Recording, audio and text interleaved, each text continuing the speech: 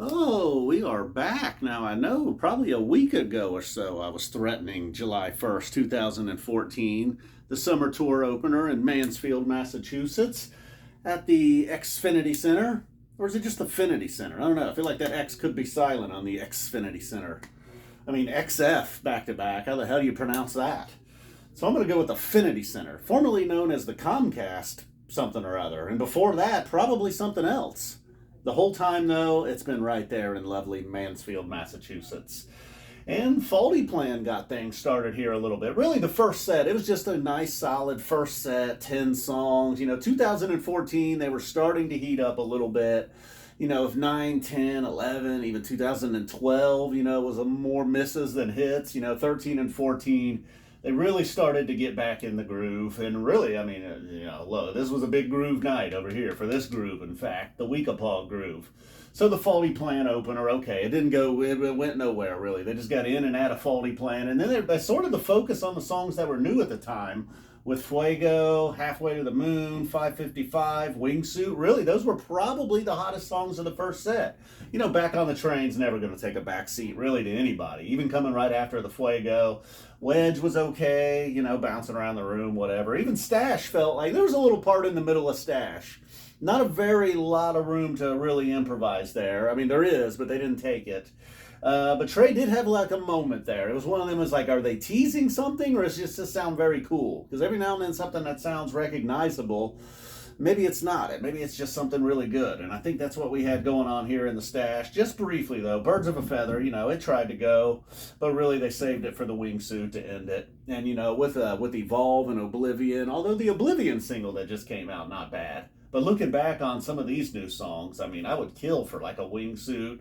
I know not everybody loves 555, but, and it wasn't even new at the time. I don't know. A lot of okay, let's not get into this. All right. So that was the first set. I was going to start comparing like songs that have been out on albums before. I don't know. That's another video, though. And then here we go for the second set. You can almost circle everything Mike's through Hood. Hell, throw in the Cavern and Julius if you want.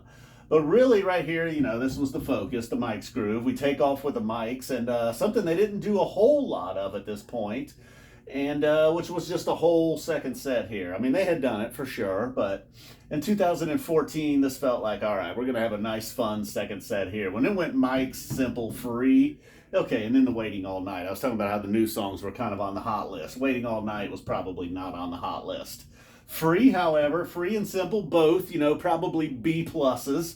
They were saving it all, though, for the Ghost. Toward the end of the Ghost, man, the jam and that really started to get going.